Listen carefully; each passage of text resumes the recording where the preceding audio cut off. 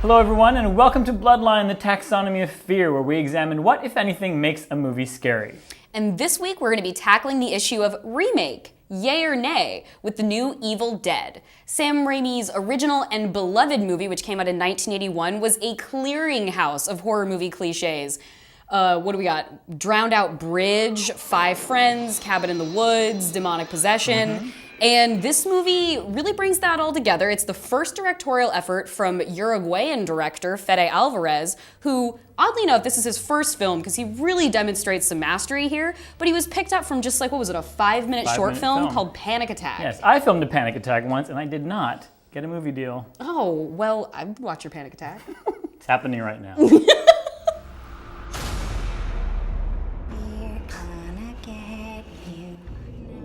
All right, what makes a good horror remake, Jordan? Well, we're going to start off with the source material has to be a fine balance between crappy enough and good enough. It has to be bad enough to where you want to remake it because you want to be able to improve on the original source material, but it has to be good enough to have a built-in fan base. And the kind of perfect ground for that is a cult classic like Evil Dead, which also makes it dangerous because it's so endeared to so many people. Yes, you're gonna be judged on that end result. Yeah, and if you take a movie that's so good to start out with, like The Shining or Carrie, you're really kind of gonna bury yourself under the weight of the original expertise that happens there. But this movie, I think, really hit the perfect balance of taking what Evil Dead did originally and bringing it into a modern context in which if the original filmmakers had had the budget, they would have done what we just saw. Yes.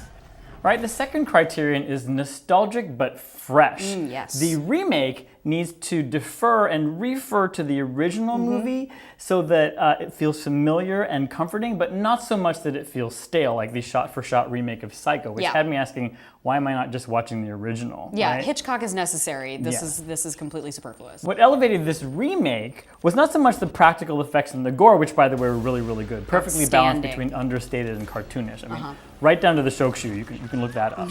What elevated this movie was what the original lacked, which was backstory, motivation, foreshadowing, and logic, which oddly enough, you don't need a lot of money to put in a movie. And I think a point that we both really agreed on when we talked about it the first time was that the original Evil Dead had a really good idea, but the new Evil Dead is a really good movie. Which kind of brings me to our third point, which is restraint. Just because you have the ability now to do so much with so many fewer resources doesn't mean you should throw in everything and the kitchen sink. And even though this movie was heinously gory and incredibly graphic, I never felt like it stepped outside of the bounds just for shock value. It felt like it really adhered to the vision of Sam Raimi and stuck to the spirit of Evil Dead while being so much more visually enticing. Bloodiest ending I've seen in a movie in a really long time, and yet it felt like merited. It did. Yeah, it did. It weird. felt artistic.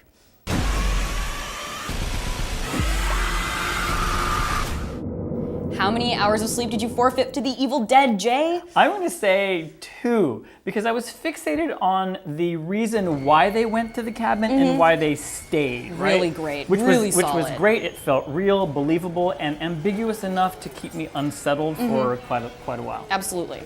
And I am going to go a full 5 hours because I was super exhilarated after it ended. You were kind of freaking out during the screen. Oh, I was crawling out of my skin. And then I got home, I couldn't really sleep, and then I woke up the next morning and I really had to go to the bathroom, but I was too scared to get out of my bed, so I laid there for like at least an hour waiting for the sun came up to feel safe enough with a full bladder to actually go and relieve myself. Well, that sounds like Remake. Yay! Yeah! 2 thumbs up and 4 for gore. Evil Dead. All right, survival lessons. How are we now girded going forward after Evil Dead, Jay? All right, number 1, people of color beware. If you are the only person of color with a bunch of white people about to go do something even remotely dangerous, step back a little bit and say, no thank you, white people, I will sit this one out. It is 2013 and we still die first. I know, these lessons, why haven't they been learned yet? And number 2, curiosity killed the cat. Like all the cats, like at least a dozen cats, and then set them on fire and hung them from the rafters of a room. So just keep that curiosity to yourself next time. And finally, number 3, demons are really good impersonators. They're especially good at imitating your sister, your girlfriend, or a crack whore who is offering you sexual favors. Yeah. Do not believe them. No matter how enticing those favors are. Okay, remake video pick of the week, Jordan. I'm going to go with 2010's remake of The Crazies, which originally came out in 1973 and had the same name. And I am a sucker for Timothy Olyphant, but this is just a straight up great remake. I mean, it's exciting, it's scary, it adheres closely to the original. I loved it. I'm going to go with another 2010 movie, I Spit on Your Grave. I highly recommend watching the making of because it will make you feel better about what you just watched. Oh, that's a really good idea. Well, that is it for this installment of Bloodline. And as always, if you have any questions, comments, concerns, or just want to say hello, email us at bloodline@wired.com. And as we like to say here on the show, remember, it's just a movie.